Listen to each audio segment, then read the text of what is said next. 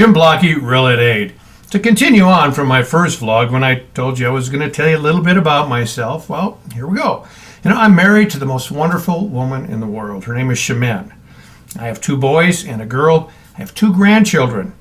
I'm a retired teacher of 22 years, and I was actually forced to retire early. I ran for the U.S. Congress in 1998 and 2000 and learned a little bit more than I wanted to about our government.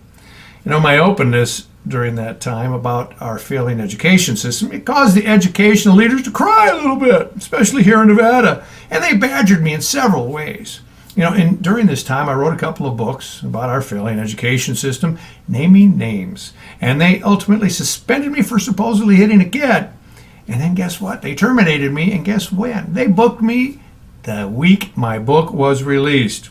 Coincidence, of course.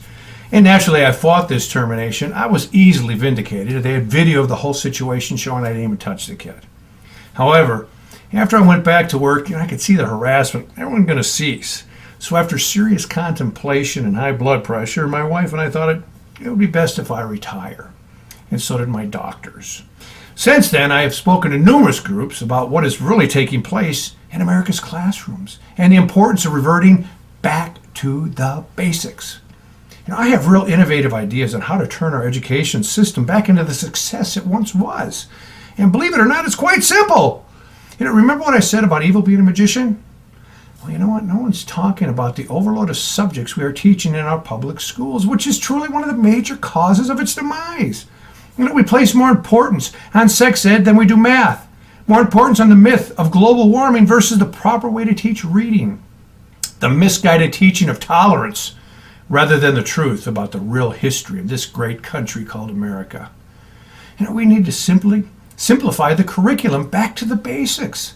Teach reading phonetically only, writing, teaching cursive again, math without calculators until at least the middle school, and the true history of this great country. If we sincerely desire our children to respect America and its leaders, we better start teaching the truth of its foundation and the greatness of our founding fathers.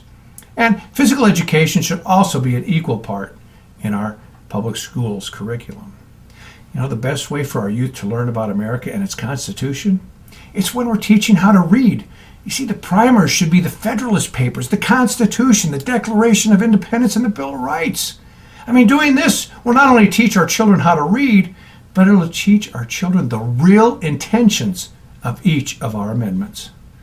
This is Jim Blocky with Real Ed Aid, looking forward to spending a lot of time with you and looking forward to your comments also. God bless you.